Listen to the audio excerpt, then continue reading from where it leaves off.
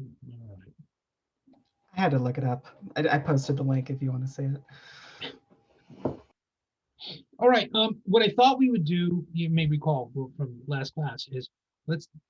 I thought we kind of hit a wall with Foucault and Derrida and the whole sort of deconstructionist project, and I think the problem there was manifold. It is that challenge that I cautioned about in the first class, which is one thing about philosophers, that sometimes they just kind of disappear up their own backsides. And um, it isn't that there's no value in that. It's just sometimes the candle ain't worth the flame. It's just like, okay, there might be something there, but come on, get to the point. And I think I sensed that there was a lot of frustration with with those thinkers. That's good because there should be, because what they've set themselves up to do is to break down a lot of the assumptions of classical philosophy, and of even some of the post-classical correctives to a corrective of Marx, or a corrective of Nietzsche, or a corrective of Hegel, or things like that. And so they are part of their program, I would suggest, is to shake things up. But it seemed like we kind of hit a wall beyond which it didn't feel productive. And I thought it was a good time for us to then, okay, let's get away from the text. The ideas are still going to be there. Um, and I wanted to do two things today. One of which is to remind you that, again, for those of you who are still aren't sure, we're not the purpose of this class is not just to follow through the book and summarize the summaries. Okay. You could do that on your own. What I'm trying to encourage you to do is to look at some of these ideas at least. You don't have to have a comprehensive grasp of everything, but to begin to make a model in your head that's going to address some sort of interesting question on this philosophical or theoretical consideration of violence in politics. Okay, so obviously it's why I didn't have any other written assignments. I mean, the summaries are valuable to me because they allow me to see your thinking. Some of you have used that merely as an opportunity to kind of bullet point the summaries. That's fine. If that's what you want to do, that's fine. A couple of you have gone beyond um, the assigned text, and you've done, even if you've looked at Wikipedia entries that obviously are substantive, that's fine. You may have other books on your shelf. You may have other sources that go into more depth on some of these things. That's kind of what I'm looking for. That's where you're going to get more out of the class. Okay. Um, because the idea here is not that we become philosophers and decide that's what we want to do with our lives. It's that we understand that kind of thinking is valuable, even if you're not, calling yourself a philosopher. Okay. The other thing, though, is by way of talking about the written assignment, to get you to start thinking about, okay, what do I want to do with this stuff that we're learning? Because if you've got a way of applying it, then that's going to stick with you. If it's just an abstract, okay, let's summarize this chapter, then let's summarize this chapter, then let's summarize this chapter, you really won't learn very much. It isn't even that you won't understand it, it just won't stick. But if you think about these concepts and you think, wait a minute, let me take this one here and run with it, because there's something in there that I find either that I find problematic, I want to critique it and take it apart, or that I find kind of inspiring and I want to run with it and I want to try and maybe pick up where, for me at least, where they left off, use that as a jumping off point, and then go off on my own someplace, but be guided by, this or these thinker or thinkers. Okay. That's the written assignment. So um, first of all, is it clear what I want to do? I mean, first thing is, don't look at don't look at this book as scripture. Okay. I think I mentioned a few times that I like this book. I really do. The more, I mean, I think I've gone through it now about 5 times since I got it. I've skimmed it and done that, but I've actually sat down and read big chunks of it over and over again. And now they've taken on a really difficult project with this book, and distilling the thought of a lot of really problematic thinkers over a remarkable span of time. So it is what I hoped it would be. It's pretty inclusive. The opinions are pretty diverse. They're all pretty challenging. And even the ones like Locke or Hobbes that we kind of thought we knew, or Machiavelli that we thought we knew, they've gone in the way I hope someone would with the text, And they've kind of pulled out some things and thrown some curves at us and said, yeah, but I bet you didn't think this. I bet you didn't think this. For example, using Machiavelli, but using a text that almost no one reads anymore, which is Machiavelli's Art of War. Okay, most people don't even know that Machiavelli wrote a thing called Art of War. They think Sun Tzu, and they think, well, that's the Art of War. Well, Machiavelli has this thing that at times it's the weirdest for me, at least, and maybe it's the translations I read. He almost sounds kind of jaunty at times. It's Machiavelli was a weird guy. I mean, the more I read of Machiavelli, the more he actually makes me laugh. And his Art of War is a really interesting. It's a really interesting thing that he's taken on, which is this idea of trying to say, what is the place of war in the advancement of power? Okay, he hints at it obviously in the Prince, but he goes into more depth in Art of War. But you know, that was one of the things that was an initial draw for me when I looked at 4 different possible sources of text for this, and this one won out in part because of their treatment of Machiavelli. So it's the ideas that matter, all right? If you can, to the extent that you can connect them to individual philosophers, that's great. But what we're going to try to do now, with the discussion of the writing assignment, is say, okay, let's see how we would organize our own thinking. Okay, so the first thing is, and those of you who've had me for research methods or whatever, you've heard the drill, but I'm going to insist that this is the way to start good research. Frame a question. Frame a question that can be answered, and then the rest of your assignment is simply to go about the business of making a good faith attempt in answering that question. But in this case, think of the notion of philosophy, right, is not to express your opinion. Okay, if you really think about it, these individual writers aren't merely expressing an opinion. They write as though they are people who have discovered some universal principle or constant or truth of some kind. And they write with a kind of certainty and a kind of conviction, even if their certainty and conviction is that ambiguity is what this is all about. They explain why, though. They're not just saying, well, I think this and I think that, therefore it's true. They're applying certain arcs of history.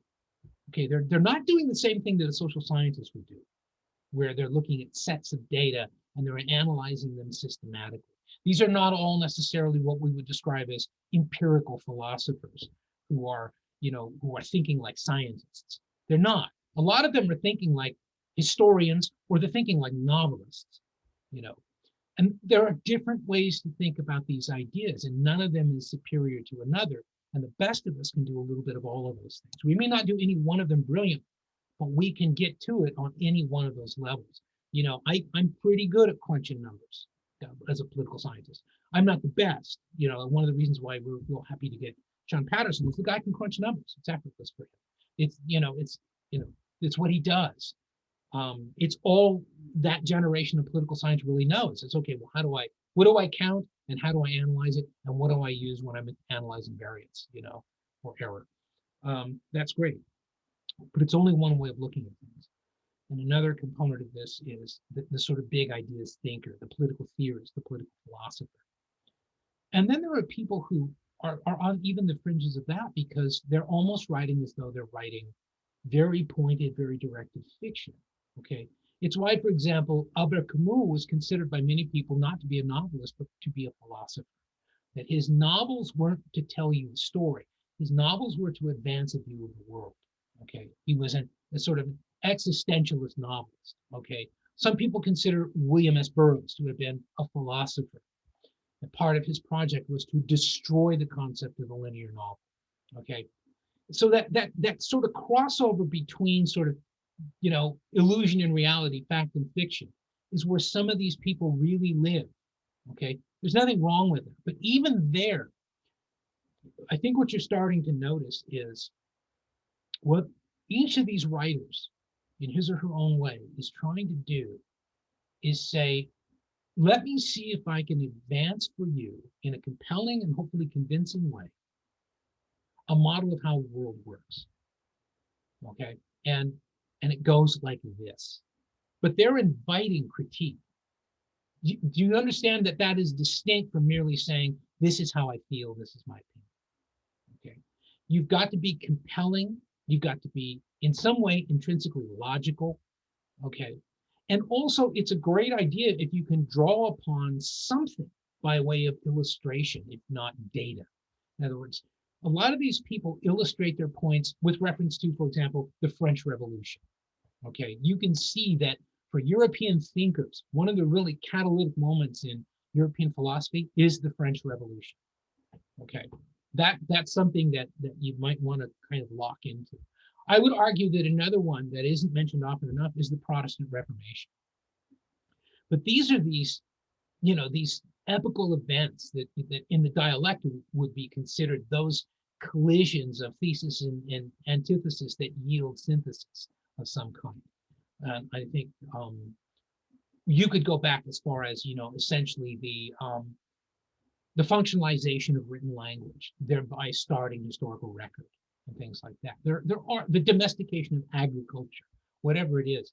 These are the moments where what once was becomes increasingly marginalized, and it is displaced by what is becoming. Okay, and at any moment in time is what is. Okay, that's what a lot of philosophy really deals with. Okay, so what we're trying to do is say, okay, what's the question, first of all, that you're interested in trying to go after? So one of the ways in which the text is useful is in giving you some raw material to think about questions and ways of framing it. Each of those chapters essentially is addressing, as response to a hypothetical question, some element of this research into whatever connection exists between violence and politics. Okay, so a couple of things to think about by way of developing your own question. And one of them is, you got to make a decision as to what you are considering to be violence. Okay, particularly in some of the later thinkers. The notion of violence goes way beyond warfare. Okay, even if you think of John Locke, John Locke is not talking about structural violence. John Locke is not talking about psychological violence. John Locke is not talking about, sexism and racism and things like that as forms of violence. Okay, he's talking about people breaking into your house and taking your stuff. Okay, all the way up to and including war. Okay, and he keeps using, right? He keeps using almost as a metaphor the state of war, the condition of war. When someone violates reason, which is the law of nature, they put themselves into a state of war with you. How do they do that, John? They do that by coming in, hitting you over the head, and taking your stuff. Most of us don't think of that as war, but we do think of it as violence. But what if they just intimidate you? What if they, you've probably all had one of those neighbors. Maybe a couple of you have been that neighbor who's kind of the menace of the neighborhood. And, like when people stop to think about it, they can't really think of anything you've actually done, but it's always the concern about what you might do. Okay, so you see where I'm going with this? In other words, is that actually a form of violence? Because that is certainly a form of pressure that is used either to push through law, or to enforce law, or to reject law. It's that threat of what you might do. Okay. In the uses of Neuberg's article on the uses of violence, that's down there, one of your ancillary readings that no, you are not required to read, but you might want to think about it if you're thinking about this only. One of the things that he argues that's really intriguing is that violence is an essential part of politics. It's even an essential part of democratic politics. But what he's talking about there, first of all, he's talking about violence to include the threat of violence, the threat of violent response. But also, by violence, he's including things that are in fact protected under the US Constitution. If you are demonstrating, for example, you are in fact engaged in kind of ritualistic violence. You are showing your teeth to the state and saying, if you don't listen to us, if you don't redress our grievance, this is what it will start like. It will start like this, and then it will get worse. Okay. So for me, I'm thinking about that and I'm thinking, well, yeah, I can see where I would include that because it's intentional. Okay. You're not just going out there to do stupid rhyming slogans and hold up hand-painted signs. You're going out there to intimidate a response. Okay, does the distinction make sense? Okay, it's not just the signs and the silly chants. It's daring people not to listen to you and demanding that they do. It's accelerating the urgency of the plea that you're making. It's increasing the visibility of your grievance and thereby trying to make it more legitimate, to make it more substantive, to make it more tangible, to make it too difficult to ignore. Okay? So if you argue that that's violence, that's an important component of your thinking. That becomes part of the raw material of your argument, the very construction of violence that you're advancing in your theory. So first of all, any questions on that? That you've got to be clear about the construction of violence that you want the reader to consider in evaluating, the validity of your argument. Are there questions or comments about that? I'm really hoping this doesn't just become a lecture too. Because we're talking about how to construct your work, not mine. Okay.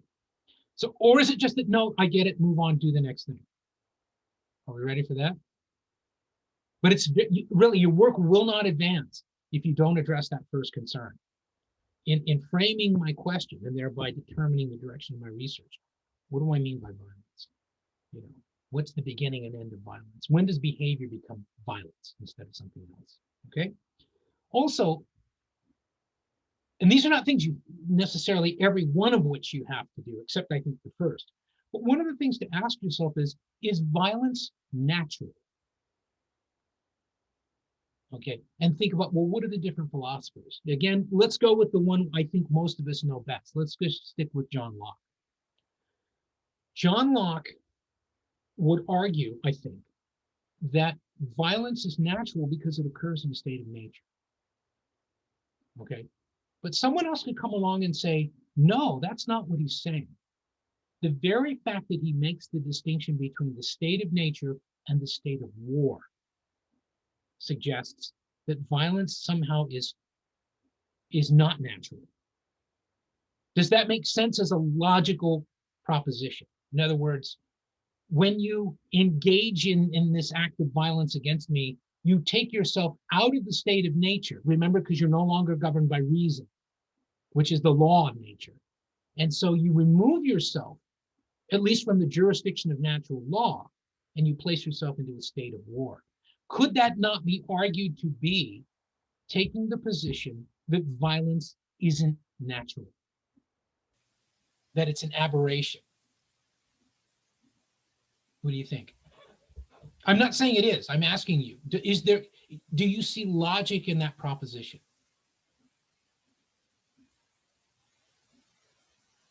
I mean, I would think it could be possible. Social constructs, for example, I mean, even exist in a state of nature, right? So it's like it could be possible that it could exist unnaturally, even possibly artificially induced. I don't know. I mean, to be honest, it's philosophy, right? So you can argue a lot of things. Well, you can if they are intrinsically, logically connected. If they're not, then they're just garbage. Or at least I would think that if you believe it to be some kind of universal truth, right? But you still have to make the case for it. Remember that philosophy is sure. not about your individual belief. Philosophy is about your ability to make a compelling argument that this is in fact a universal. Okay. For sure. But I mean, I would look at Locke and I'd be kind of curious, okay, well, what are you observing? Are you observing humans in a state of nature? Because Locke existed at a point where civilization obviously already existed. So how could he actually observe humans in an actual true state of nature minus civilization? I think that'd be impossible for him to do. So my only thought would be to deduce that he's looking at other animals and assuming that that's the state of nature, how humans would act without some type of civilization, without some type of law or, higher authority that, suppresses that type of natural quote unquote instinct. Well, here's one of that would be how I break it down. Sorry. One of the things that complicates Locke, and that's an interesting observation, is doesn't he consider monarchies to be in a state of nature? Because remember, he talks about that. He talks about the unequal distribution of property occurring in the state of nature. And that's his argument for saying it would be unreasonable of governments to forcibly redistribute wealth because that wealth was accumulated in the state of nature. Because we leave the state of nature not to enter into a state of war, but to enter into a civil government under a social contract. A monarchy isn't the same thing as a civil government under a social contract, according to Locke. Okay. In other words, a monarchy doesn't require something like a legislative branch of some kind. He calls it a legislative instead of a legislature, but that those institutions that make law that is generalizable to everyone, that doesn't exist in a monarchy. We know for a fact that in a monarchy, the aristocracy is not subject to the same law as peasants. That people who are strangers are not protected by the same law as people who are residents necessarily. That all of it derives from the essentially arbitrary power of the monarch. Okay. He sees that as part of the state of nature. You know, well, he seems to, okay, because his whole argument is to justify reducing the power of monarchy, which he rejects categorically when he responds to Filbert on, the natural divine right to rule of monarchs. Locke rejects that. Okay. He sees it as a vestige of the state of nature, and he sees it as illegitimate. Okay. He's trying to make the case for why people must enter into these civil governments under law, because his is a philosophy of emerging capitalism and the merchant class and people whose very existence is predicated on the accumulation and protection and secure accumulation of wealth. Remember, he argues that in the state of nature, once we started using a durable currency like gold or coins, right, then it put no limit on the amount of wealth that we could accumulate. Whereas before, when we were purely limited by nature, we had to be concerned about things being spoiled, like food and things like that.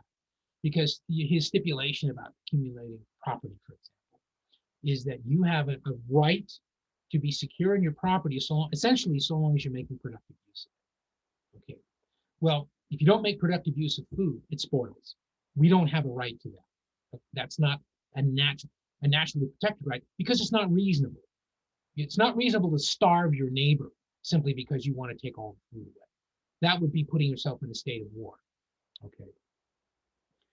But it's another thing to think about is the extent to which, you see violence as, natural, meaning inevitable. If it is part of the species, that part of the way that we negotiate actions through violence, then you have to decide, does that mean that politics is also natural? And that is certainly Aristotle would suggest that politics is natural, would he not? It's the highest expression of human endeavor. Therefore, it must be part of human nature. We are by nature, either however you read it, either social or political animals. Politikon generally described as either social or political. If we are by nature political, according to Aristotle, and if we could argue, for example, that Locke is saying we are by nature violent, because one of the solutions we have to tyranny is violence, then you'd have to say, well, if we're by nature both political and violent, then what does that tell us about the intersection of politics and violence? I'm trying to give you a way to think about that, frame it. It isn't the only way, but you've got to think about that. What do I mean when I say violence? Is it natural? Going along with that, another way to think about it is violence, by definition, contrary to reason? Are they on different ends of the spectrum, where the more reasonable you are, the less violent you are, or the less reasonable you are, the more prone to violence you are?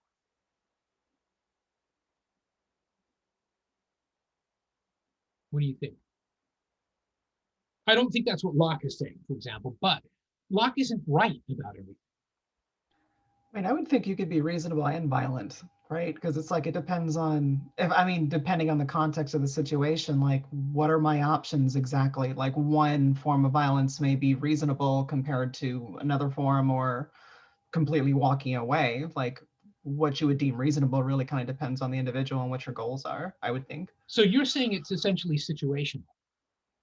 Yes, I think it depends on context. Then see, that again, part of the raw material of the model you're trying to build is that violence is situational, which would mean that it could very well be irrational.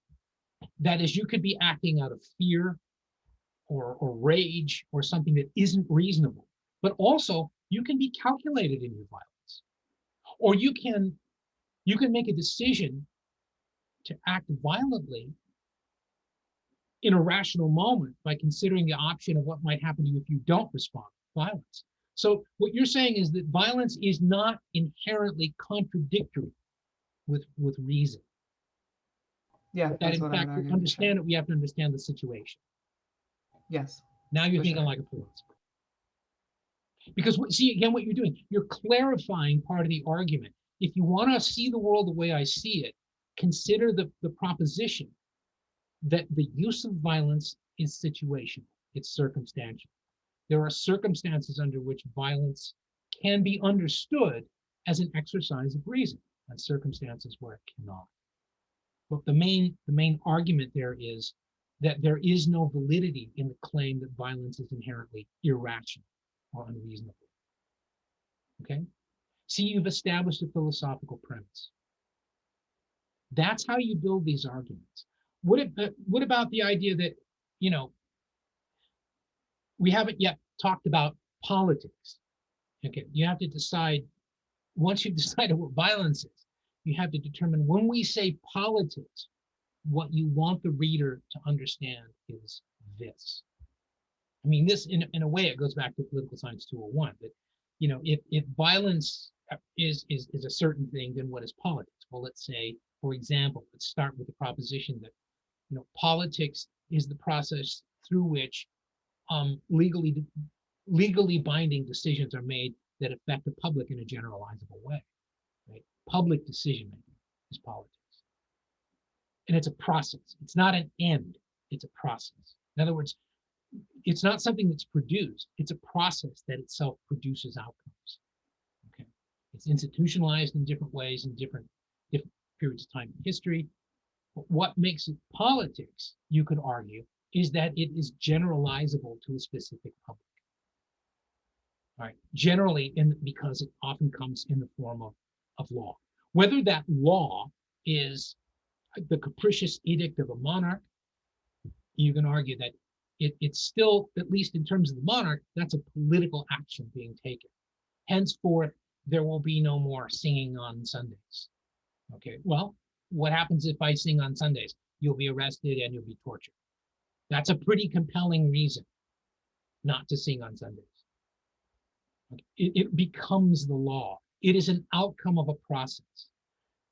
But when we broaden the term out, when we discover more participatory systems, civil governments, things like that, we broaden out the process itself. We institutionally integrate more bodies into the process. Or we look at Athenian democracy and the variants that were proposed by Aristotle. And we suggest every one of those, every one of the, you remember the ideal types of government that Aristotle proposes. You know, there's kingship, aristocracy, and polity, and then their corrupt forms. You know, tyranny, oligarchy, democracy. Okay, every one of those can be understood as the institutional arrangement of politics for a society. It is through these institutions and processes that public outcomes are derived. For Plato, politics as a process is restricted to the philosopher kings. No one else is involved in it. The actual product, because the defense of the realm is not politics. It's a defense of the political system, but it's not politics. I would argue, in Plato, the Republic specifies that the guardians exist to protect the city, the Republic. Okay, they don't exist to make law. They exist to protect the Republic. The philosopher kings make the law. The producers don't make law. They make everything that society needs in order to be perpetuated. They satisfy the material needs of society, but they are not involved in politics. And that's considered, according at least to Plato's Socrates, that's considered natural.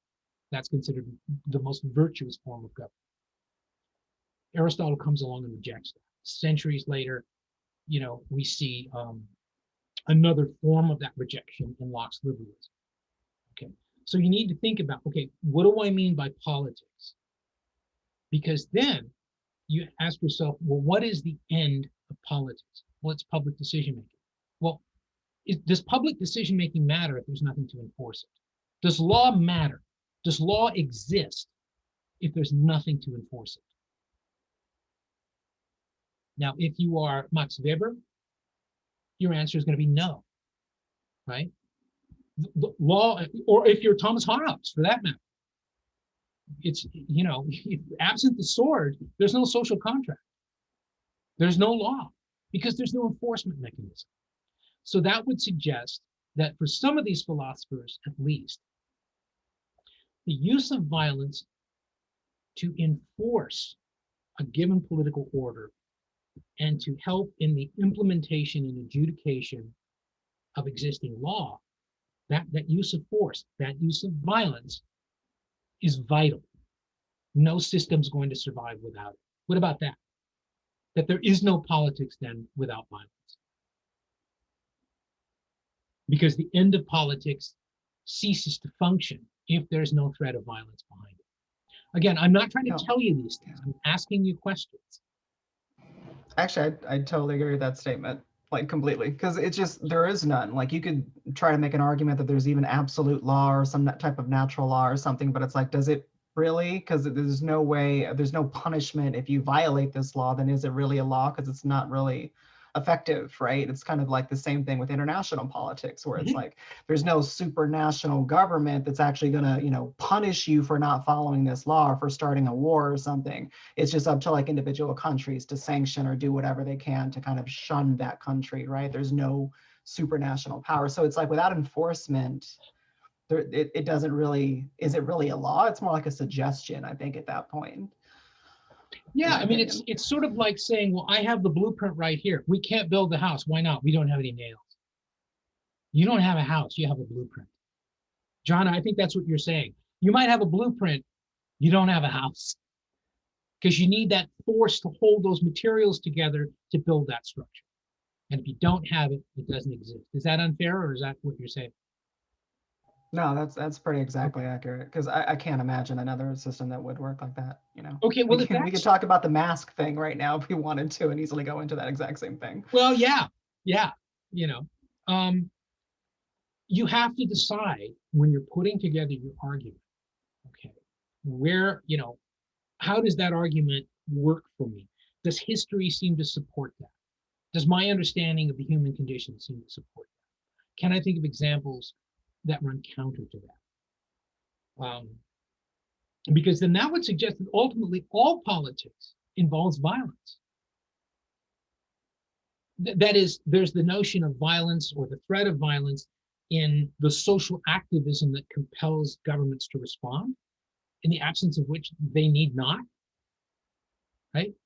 But there's also the idea that once that government has responded, it needs to compel people to abide by those laws. And unless you believe that people are just naturally prone to obey the code of conduct, and they don't need to be threatened into doing it, that the reason why we don't run through red lights is because we're congenial citizens cooperating rather than because we're afraid of violence. Okay. If you can argue it, I stop at stop signs because I'm a good citizen, not because I'm afraid that if I run the stop sign, I'm either going to get in a wreck or I'm going to get arrested. Okay. It seems to me that we stop largely because we don't want to get in a wreck and we don't want to get arrested. It's the same reason we don't drive 100 miles an hour on the freeway. Right?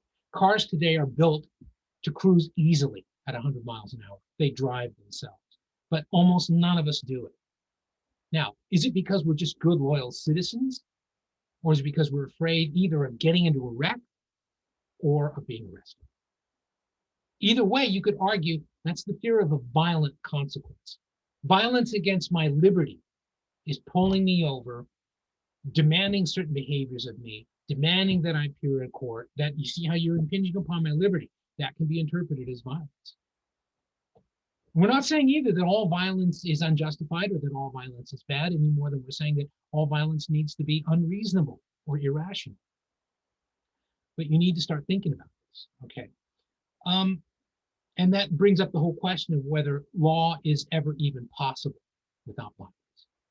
Now, we've seen some of the state theorists argue pretty consistently that if you take away violence, you essentially take away the state. If you take away the state, you take away the very justification for entering into a civil government in the first place, which is security.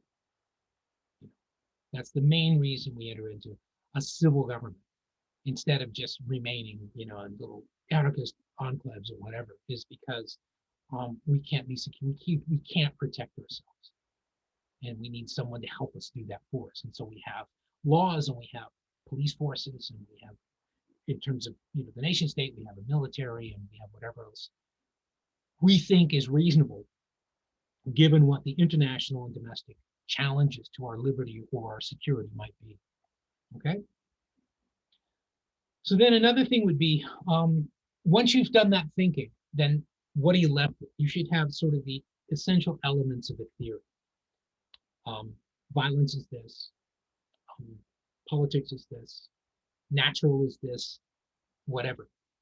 Be able to identify those things clearly, be able to see them clearly in your mind's eye, diagram them out either mentally or physically in some way, so that you can see these are the, all the propositions that derive from this model have to reconcile these moving parts of my model, because I've insisted that each one of these things is true. And if each one of these things is true, no one of them can cancel out another. They all have to work together. Otherwise, you really don't have a theory. You've got to think conceptually. These things have to fit. Otherwise, you will not be able to make a compelling argument. When I evaluate your writing, the first thing I want to be able to do is identify very quickly what the essential elements of your model are, the basic assumptions on which all the rest of the thinking articulated in that paper are based. I should be able to do that easily. A really good way to do that is have a separate heading in which you identify or clarify each of the most basic concepts of your model. Because what you're saying to the reader every time is, in order to make sense of the argument I'm going to make, you have to understand this, and then you have to understand this, and then you have to understand this. Okay. If you don't agree with it, hold it in abeyance. Do you understand it? Because now you'll be able to understand the model that I build for you of how this theory works in terms of explaining politics and violence. So far, questions?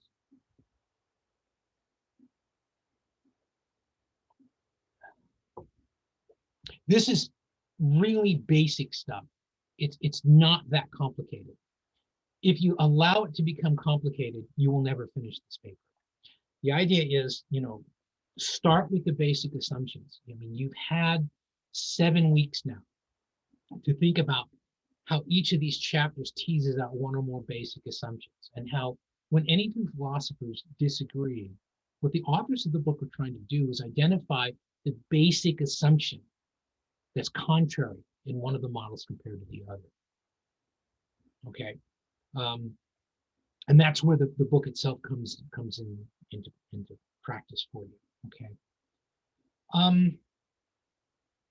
Then one of the things to think about is you're always going to be able to make a more compelling argument if you can demonstrate that others have been here before you, and they've illuminated something that you will concede is worth hanging on to. In other words, my concept of violence comes from this kind of thinking. My concept of politics comes from this kind of thinking. Or, my assumptions about the state of nature or a social contract or the nature of the state with relation to coercive violence, those assumptions are derived from these thinkers, and you need to be able to explain to me what are the predicates here, and where did you get that? You didn't just pull it out of thin air. We have thousands of years of philosophical thinking and writing on which to base our ideas. Okay. So for example, I think I actually wrote something down. Let me see if I was thinking about this earlier today. Okay, Locke's notion of reason in the state of nature situates violence outside nature in a hypothetical state of war. Remember we were talking about that earlier?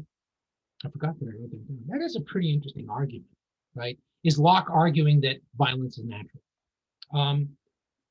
You'd have to start by helping the reader remember, okay, what is this basic assumption? It's in the second treatise where he's talking about the state of nature. He talks about the law of nature being reason, and he talks about the problematics associated with violence in the state of nature.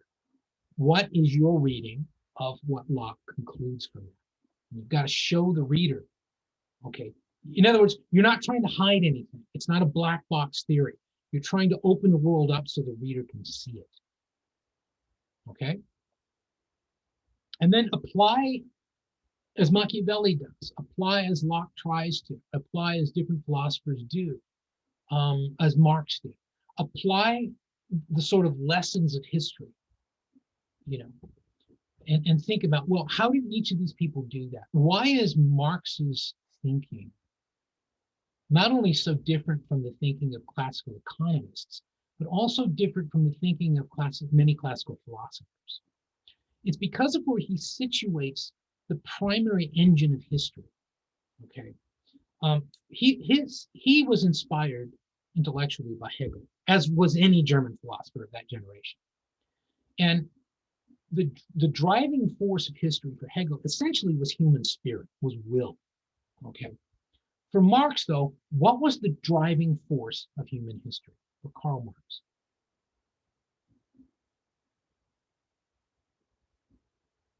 Could be wrong, but going out on a limb, was it production or okay. Means of production?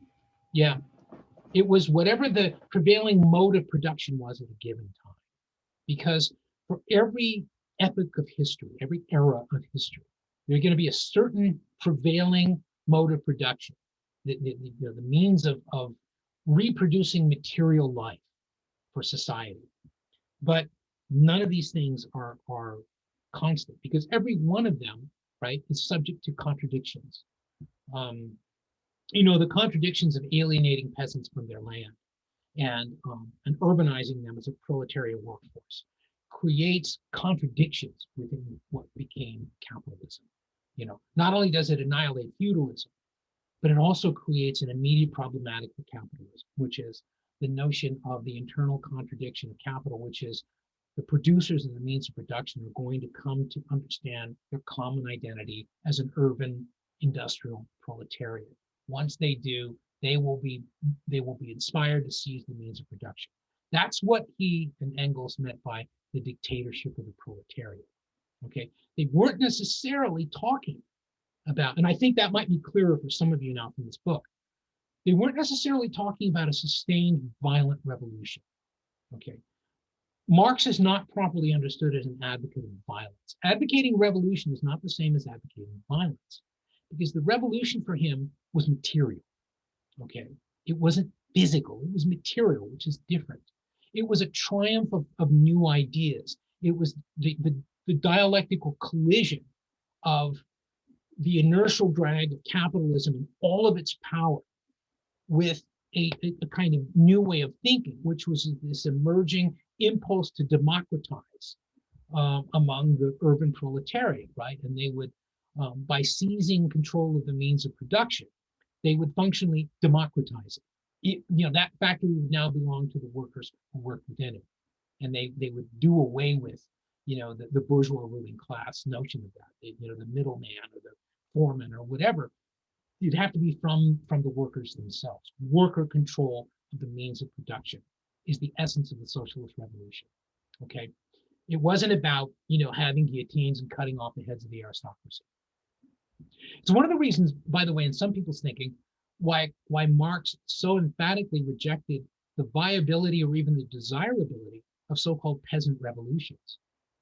Because remember, from Marx, you were not going to be able to reject, you know, fundamentally the burden of capitalism unless you first pass through that as a phase of development. And so what a lot of people don't understand about Marx is that he wasn't saying capitalism, you know, was always evil or anything else. He's saying, look, it's a historical force. It's an incredibly powerful engine driving history, okay? But it's not limitless and it's not inevitable, and it's going to be overcome.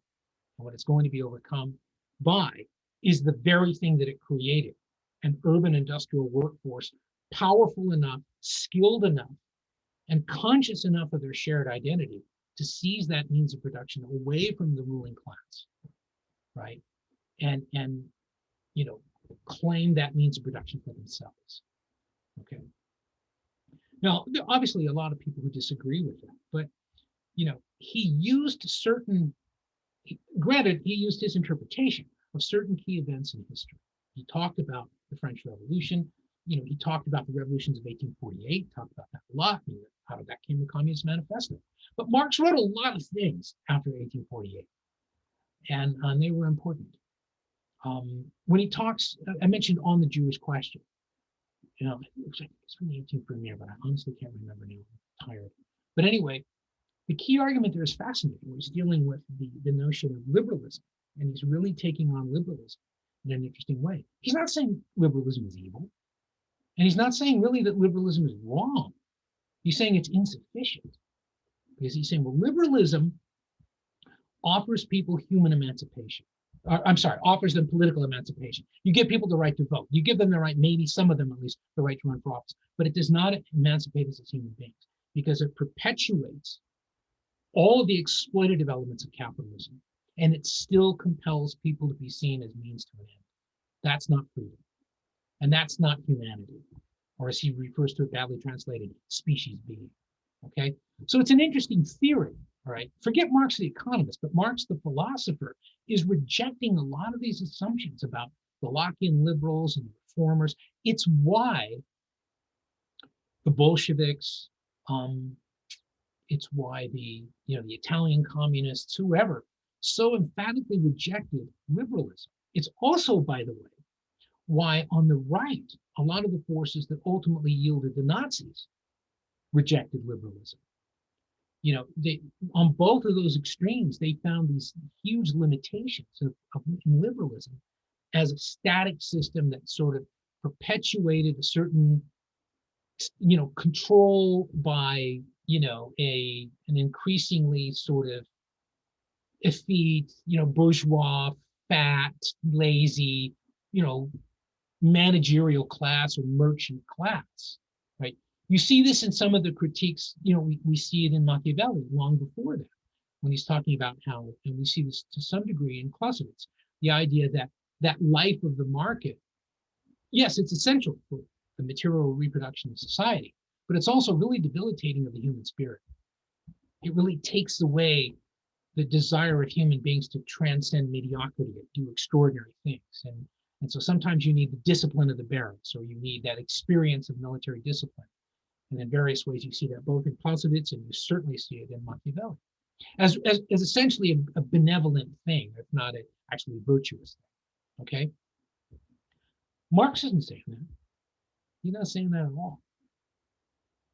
But like them, he is also rejecting liberalism to some extent, right? I mean, to understand Germany from the end of the 19th century through the rise of the Nazis and all the way to its end, you can't make sense of what happened in Germany, and so what happened in much of Europe, without looking at the fundamental challenges to liberalism as the prevailing idea post-Enlightenment. Okay, remember when I did that whole thing where I went off and started talking about the Enlightenment and everything else? That's why history changed significantly. The increasing focus on the individual. Well, for Marxism, right, action by the individual, well, it is significant, as an epiphenomenon. It's not decisive as a historical force. Historical forces are collective enterprises. In his case, right, they're class-based collective enterprises.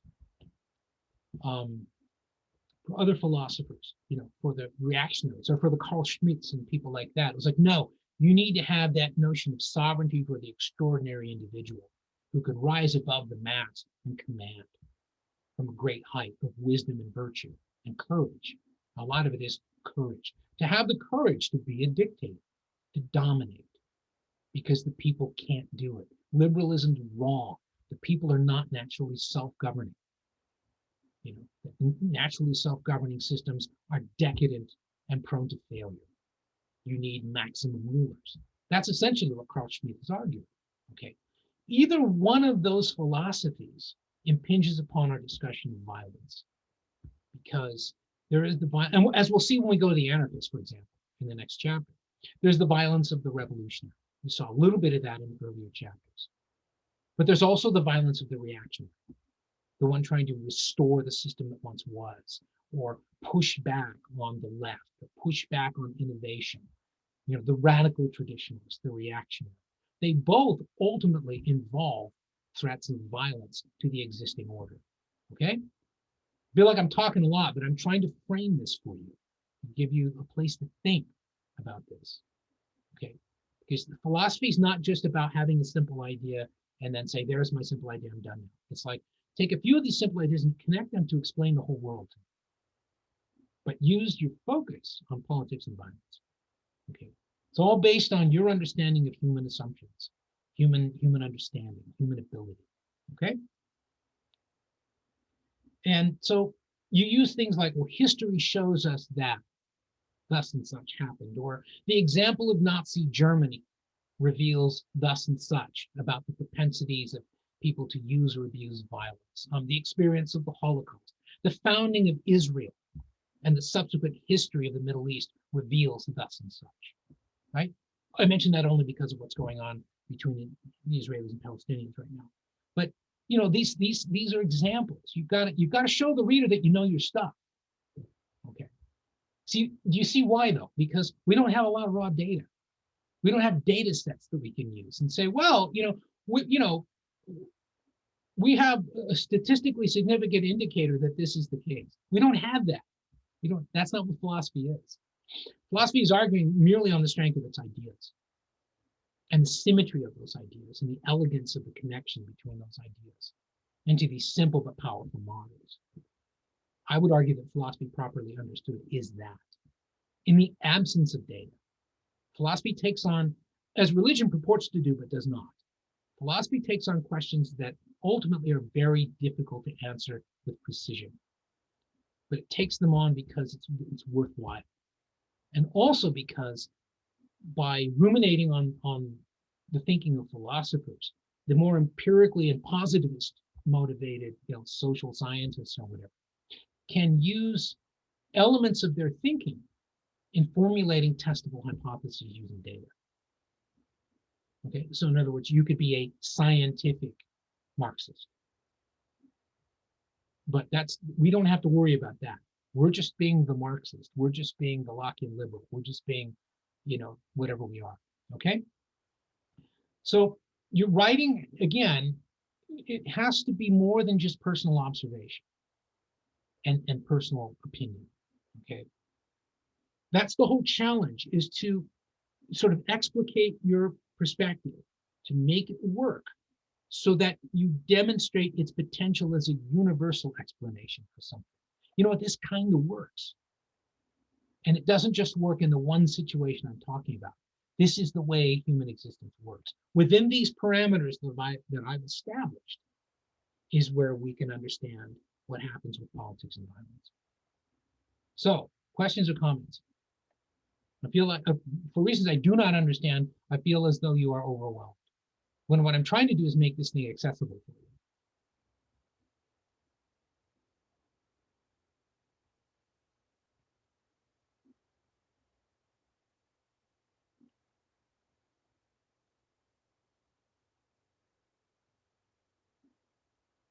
Okay, then. What I'm going to suggest that you do is that you try to identify. Yeah, there's a lot to. I understand that. I'm not judging. I'm just making sure that if there are not specific questions that people have that I can answer for the benefit of the entire class, I'd rather do that here rather than do it with you individually. What I'd like you to think about doing is to begin to put together, the rudiments of your argument. Use the weekend to search through your thinking a little bit, okay? And then I would like at some point assuming it's convenient, to meet with each of you, probably via Zoom, for say 15 minutes or so, to just talk about, have you walk me through what you want to do. Now, if it's easier for you to do that in an email and you want me to respond to that or something like that, that's fine. But sometimes, two people get together, they start bouncing ideas off of each other, and something will crystallize. Okay. But I'm going to leave it to you. It's your obligation to try and come up with a way to. No, nobody sat down with any of these philosophers and said, okay, Carl, by next week, I expect that you will have a revolutionary philosophy to put upon my desk so that I can evaluate with you and talk through you with all the problems so we can make better.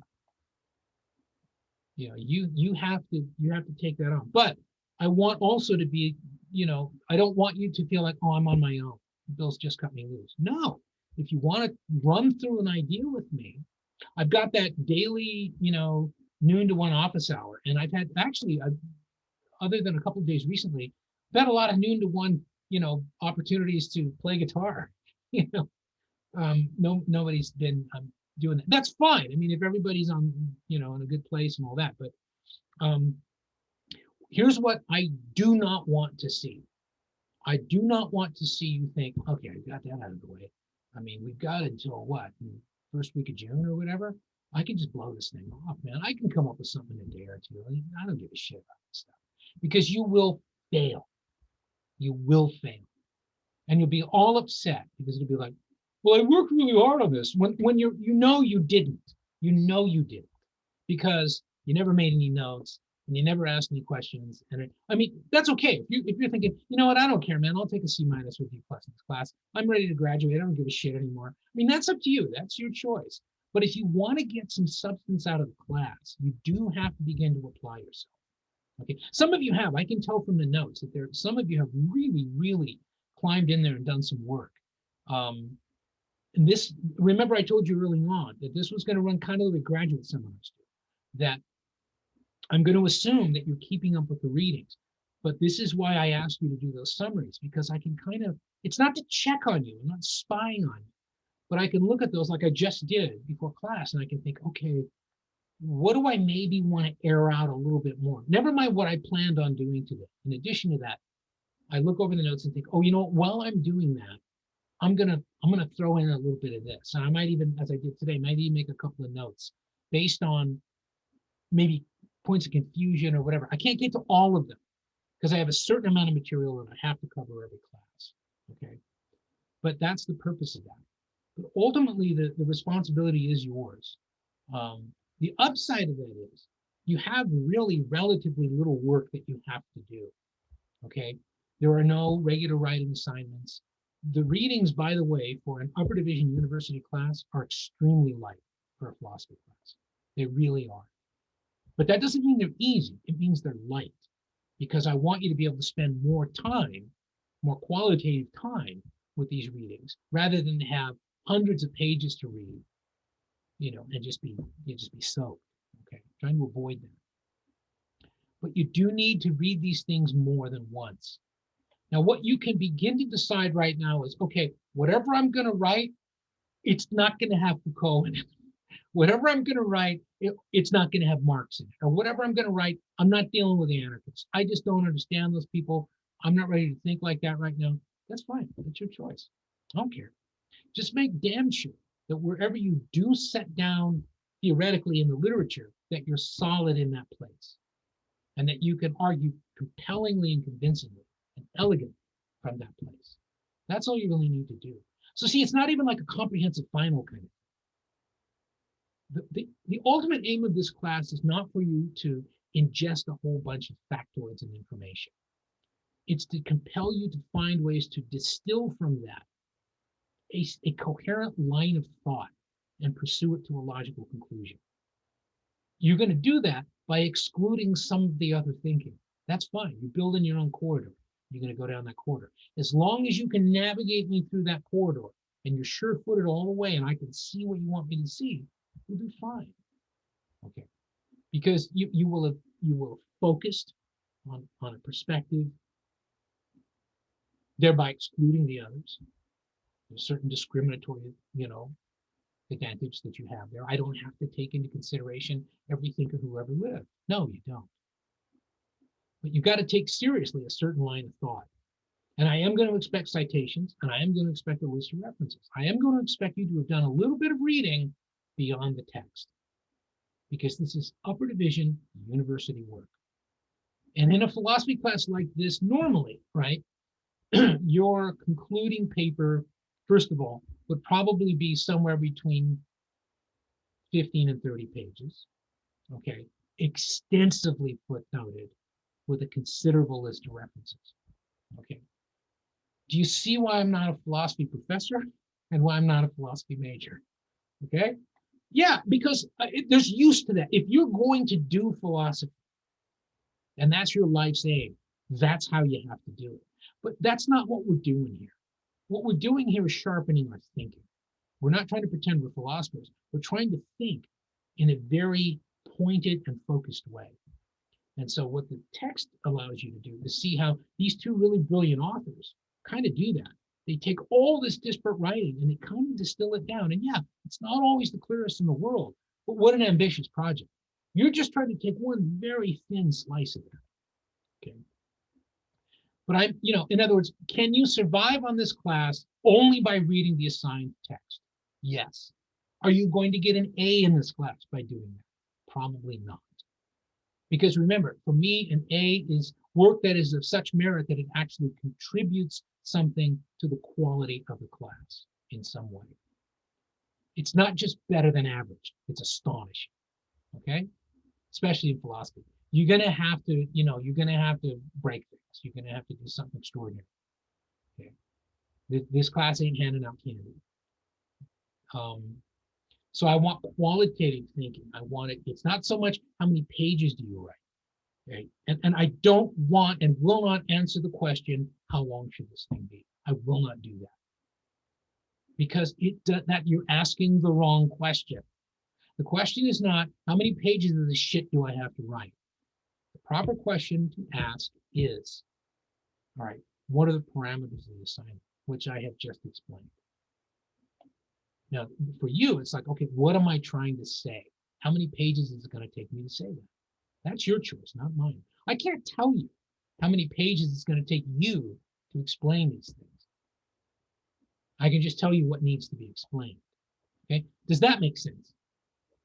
I mean, ultimately, you should be able to have some fun with this because you can choose your own adventure here. I mean, you can argue any damn thing you want. I mean, you could say, well, God damn it, the Nazis made the trains run on time, and I can say, yeah, well, no, they didn't. What they did is they dragged themselves into a war they couldn't possibly win. And they shattered, one of the industrial and cultural centers of the Western world. That ain't making the trains run on time. So be careful, be careful what you argue, be careful what you wish for. But, well, like, John, when you earlier on, when you were wrestling with that whole question of the degree to which violence is or is not reasonable. There's a paper in there.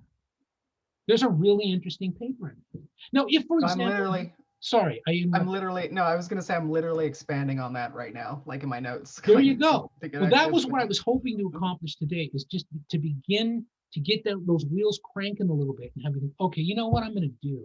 I'm going to do something on this.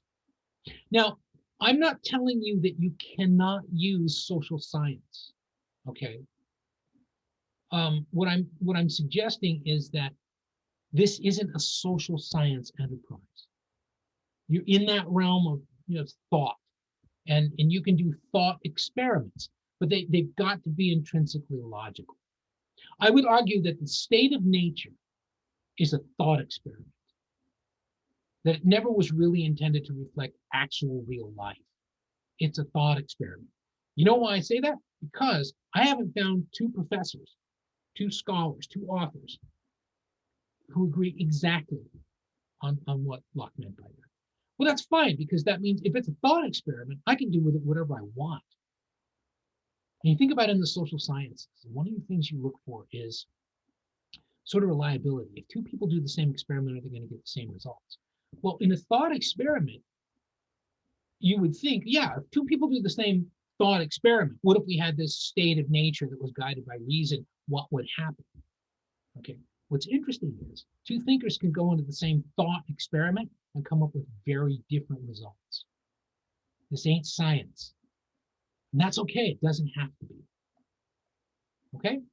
So again, you decide what you want to do. If you want to, you want to let it sit for a few days, maybe make a few notes. You want to email me with an idea. You want to set up a Zoom appointment or something like that. I would say, though, that within probably the next week, you should begin really to break some ice on this, because from here on in, we're going to do a kind of flyover of the rest of the text. There are some key ideas that are worth our time. We're going to be less concerned with individual philosophers and more concerned with key ideas. It's what I tried to do, and if we have time, I'll go back and revisit it. With Foucault in particular, Derrida to some degree, we started to get into deconstruction. That's where I felt like I was losing it. But some of the notions of violence, some of the ideas about what the interesting social questions involve, that's where Foucault can help us, even if ultimately we reject Foucault. The process of formulating that rejection is valuable. Okay, it's the same thing with Marx or Locke or anybody else. Even rejecting a thinker is valuable because you have to go through a certain logical process. You have to experience and live with that thinker's ideas for a certain amount of time and understand them. You really can't reject what you don't understand. You just fail to grasp it. That's different. All right, anything else? There isn't, I know pretty much everyone's capacity to work here, okay? There is no one whose little face I'm looking at, virtually or otherwise right now, who is incapable of doing well on this assignment, okay? But it's meant to be a challenge. It's not meant to be easy. It's meant to be a challenge. It's meant to stimulate your brains and get you working hard, okay? But you're not on your own. Okay, I don't want you to feel like, oh my God, what do I do now? Well, if you're at that point, what do I do now? Then you and I need to talk sooner rather than later. I guarantee you that will help. Okay, because I'm not cutting anybody loose on this. I can't do your work for you, but I also am not going to make you do it completely on your own, because I don't think that that's teaching. I think that's punishment. I think it's violence. Okay, so keep that in mind. If you feel perfectly comfortable with it, if something kicks in, you think, okay, I'm good to go on this. At that point, before you start being all happy and crack that second beer, make some notes. Then you can crack the second beer or whatever it is you're going to do to celebrate the fact that, okay, I've solved 371. Good, but make sure you got it written down someplace, because those ideas are elusive as hell. They really are. All right. So if there is nothing else, I don't have anything else specific. I would like you to take a look at the chapter on the anarchists. That's the next chapter in line. As we move ahead, into module 4. What is it? I think it's chapter. I'm sorry. Yeah. What is it? Is it chapter 5? Problem of violence, violence, transfer. 5 and 6. I think it's 5, yeah. Yeah, 5 and 6. There, I was on another. I had to get my. There we go. Okay. Yeah, I didn't have the Moodle page up. All right. Other than that, I guess I'm presumably will see you this time next week.